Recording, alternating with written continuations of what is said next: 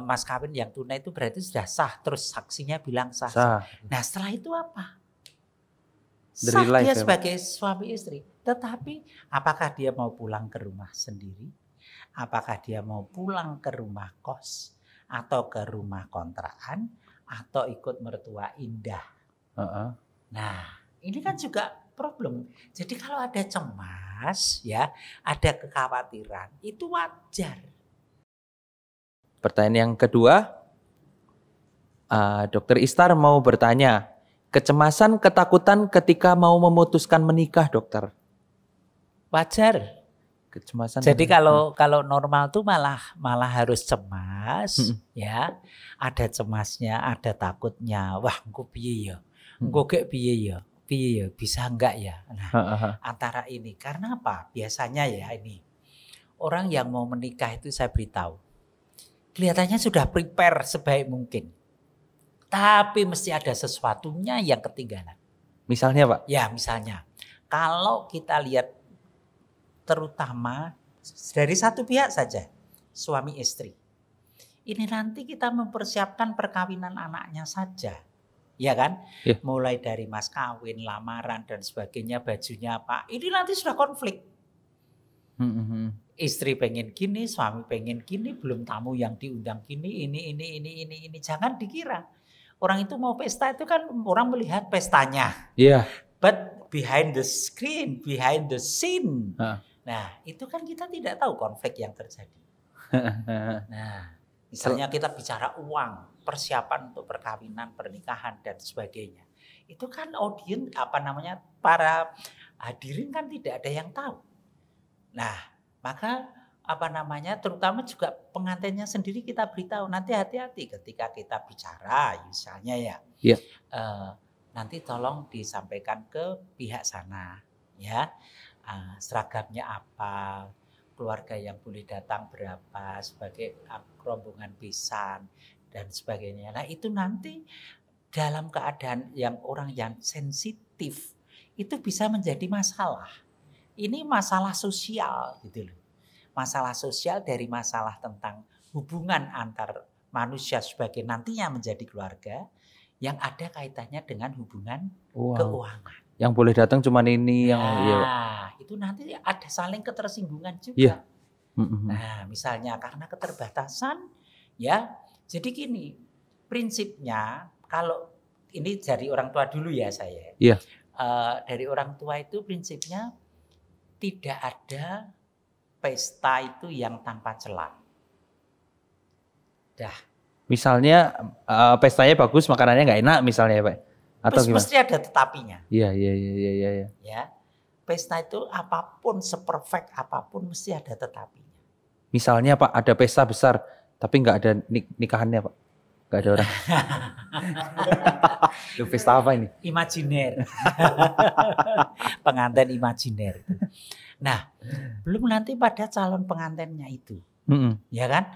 Nanti hiburannya apa? Temannya yang mau diundang berapa? Ya kan? Iya. Seserahan Pak. Nah itu juga apa? Nah ini yang kira-kira patutnya berapa? Kalau segini orang tuanya nggak mampu. Kalau mau segini nanti sana tersinggung. Kok dikasih yang hanya segini? Nah ini kan serba. Iya. Nah kan ya kan? Iya, jadi kan? Tetapi orang itu apa? Tidak ada yang perfect tadi ya. Jadi apapun kalau itu sudah kita ini yang penting kita bicarakan. Ya, misalnya dulu waktu Mas Aldi itu. Yeah. Ya. Jadi tamu yang mau datang tuh berapa? Nah, dari pihak besan berapa keluarga yang mau rawuh. Nah, ini kita akomodir. Nah, kita siapkan dan sebagainya. Keluarga kita yang mau datang berapa? Yang mau nyari di Solo berapa? Yang mau butuh disiapkan tempat berapa? Nah, yang hanya datang tok tanpa kita ngapa-ngapain menyambut berapa. Nah ini kan sudah menjadi sesuatu yang harus dibicarakan. Iya benar. Nah belum lagi nanti komunikasi pribadi. Misalnya apakah nanti sudah disiapkan rumah setelah menikah itu? Nah setelah menikah itu apakah hanya mengesahkan hubungan seks ketika kamu qabiltu nikahaha bil mahri mushaf Al-Qur'an halan. Nah, menghalalkan ya. itu ya Pak. Iya. Lah itu ketika mengatakan halal tunai. Oh iya. Itu.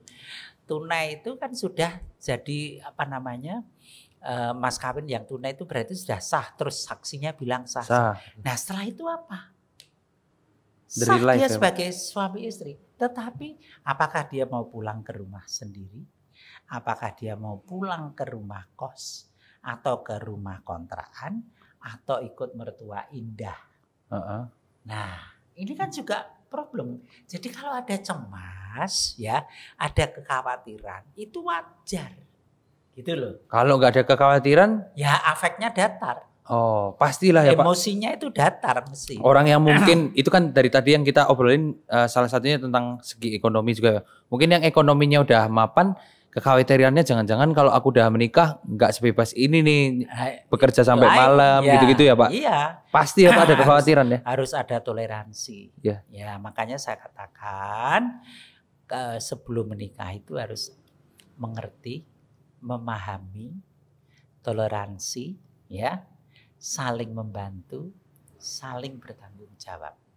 Ada 5 hal. Nah, ada 5 hal yang harus dipegang kalau mau menikah itu kudu mengerti 5 hal ini. Ya, jadi ta'aruf, tafahum, ta'awun, tasamuh. Tasamuh. Ta'awun, takaful. Oke. Itu nanti mungkin kita bahas di episode yang lainnya ya Pak ya. Ya. Karena itu Bapak itu selalu nyampein 5T tadi itu bagus Pak dalam ceramah Bapak. Berarti intinya Pak, tapi aku penasaran sih Pak, kayak sebenarnya menikah itu yang penting di kebanyakan tuh kayak ayo nanti acara kita kayak gini ya gini. Kalau saya kok lebih mikirin after acaranya itu ya Pak, the real life-nya itu yang pengen itu gimana sih Pak menentukan keseimbangannya itu gitu kayak ya kan dua-duanya penting ya Pak. Acara penting bagi orang tua mungkin ya. Tapi kalau saya kok lebih pilih daripada buat ini cuman sehari habis ratusan juta ngapain sih, harus mending buat kehidupan. Salah nggak Pak? Saya punya pemikiran kayak gitu. Enggak salah. Itu orang yang realistis. Ya, orang realistis tetapi dari segi sosial dan budaya lokal, ya budaya lokal dimanapun itu kan punya budaya sendiri-sendiri. Nah, ada juga teman saya itu punya 3 anak itu tidak pernah ngunduh mantu pun tidak pernah. Jadi seumur hidup itu hanya datang ke besannya gitu nanti. Karena anaknya cowok semua ya. Gitu. Jadi itu nggak pernah ngunduh mantu. Itu ada. Nah juga nanti terserah kalau memang misalnya ya besok giliran Firman itu saya nggak mau diunduh mantu. Saya minta duit aja gitu. Mau saya pakai untuk honeymoon ke Tokyo misalnya. Lah kenapa tidak? Itu loh, bagi saya no matter itu pilihan. Kan saya selalu bilang hidup itu pilihan. Iya, Pak. Mau pilih apa ya? Mau pilih apa, mau memilih apa dan ketika para remaja itu memutuskan untuk menikah itu sudah ada suatu frame ya, sudah ada satu kerangka ya. Sudah ada suatu kerangka frame of thinking, kerangka fikirnya itu untuk apa yang saya pilih, untung ruginya. Nah, ini yang saya selalu senang sekali berdiskusi tentang asas kemanfaatan, tetapi tanpa meninggalkan asas sosiologis. Antara manfaat dengan sosial harus. Nah, jadi misalnya gini aja di Jalan Tengah, gitu. Kita tetangga sekitar aja, kita seperti announcement diberikan satu hampers gitu sekarang kan begitu. Nah, udah itu menunjukkan saya sudah menikahkan anak saya gini mohon doa restu titik. Udah ya Pak. Nah, udah. Itu malah lebih simple dan duitnya yang biaya untuk pesta bisa untuk senang-senang anak atau untuk tabungan. Iya. Ya toh besok mau punya anak, mau pengeluarannya lebih banyak lagi ya, untuk saving, untuk ini. Kalau nuruti mau yang ini dicepai 1 miliar pun kalau pesta itu kurang. Pengen ini undangan sudah 100 undangan, oh kurang 200, disusun lagi 300, waduh. Iya sih, benar-benar Pak. Ya itu. Berarti kecemasan dalam persiapan menuju nikah tuh wajar. Ya, terutama persiapan kalau fisik sehat dan sebagainya itu sudah jelas ya. Iya. Mestinya dia tahu. Tapi persiapan materi itu loh. Iya. Itu yang perlu digarisbawahi saat ini. Bahwa jangan mengandalkan keberanian ansih ya. Jadi hanya pokoknya aku wani mbuh engko piye gobras-gabrus. Nah, itu menurut saya kok lebih baik kalau kita itu mempunyai persiapan yang lebih matang. Terutama finansial.